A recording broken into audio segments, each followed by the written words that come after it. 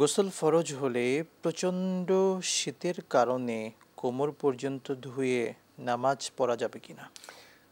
Circumstance যেটা বাধ্য করে আসলে একটা বিষয় যদি আপনাকে বলি, গোসল ফরজ হলে আপনাকে তিনটা ফরজ আদায় করতে হয়। জি।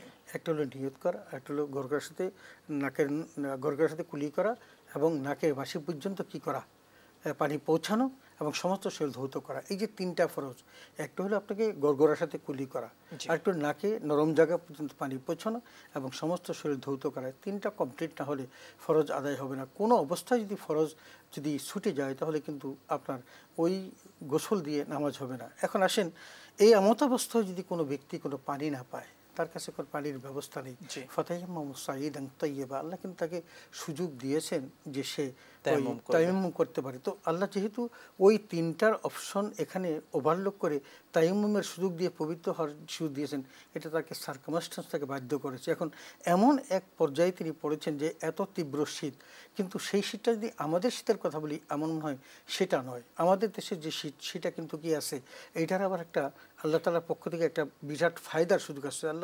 আল্লাহ রাসূল বলেছিলেন যে আল্লাহ তোমার সমস্ত ইয়ামহুল্লাহু খাতায়াকুম, আল্লাহ তাআলা এমন একটা আমল আছে যেই আমলটা করলে আল্লাহ তোমার সমস্ত পাপগুলিকে মিটিয়ে দিবেন। তোমরা সেটা বলছেন যে সেটা হলো যে যে তুমি ইসবাগুল উজু আনিল মাকারি, তুমি কষ্ট সত্ত্বেও তুমি উজু করবে। তো এই জায়গাতে কিন্তু আল্লাহ সওয়াবের ব্যবস্থা করে রেখে দিয়েছেন। কিন্তু আপনি যদি আমাদের দেশের যে শীত, এই শীতে মানুষ মারা যায় না, হ্যাঁ, যদি মারা যাওয়ার উপক্রম হওয়ার মতো কোনো ঠান্ডা হয়, সেই জায়গাতে তাকে অন্য পদ্ধতি অবলম্বন করা সুযোগ অবশ্যই ইসলাম আছে। ইসলাম কিন্তু খুব কঠিন না।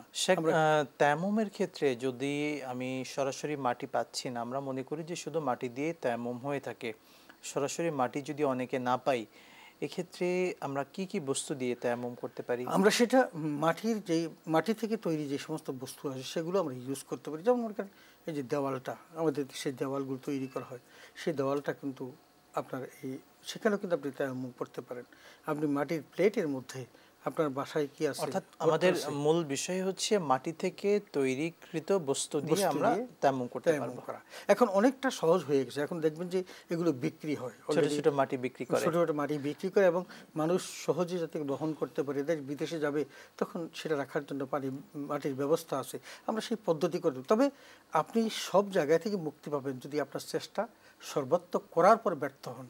আমি বাবারও বলছি বিষয়টা, আমাদের দর্শক শ্রোতার লক্ষ্য করার জন্য বলছি যে আপনি যেমন মনে করেন পবিত্র কোরআন কারীম তেলাওয়াত করা, ভুল যদি পড়েন আল্লাহ লানত নাযিল হবে, কিন্তু আপনি চেষ্টা করার পর যদি আপনি শুদ্ধ পড়তে পারলেন না, বাঁকা জাকা করে কোনোভাবে পড়লেন, আল্লাহ রাসূল বলেছেন তার চেয়ে দ্বিগুণ সওয়াব হবে, দুইটা সওয়াব হবে। কেন হবে? কারণ আপনি চেষ্টা করেছেন, শুকরান, চেষ্টাই থাকতে হবে।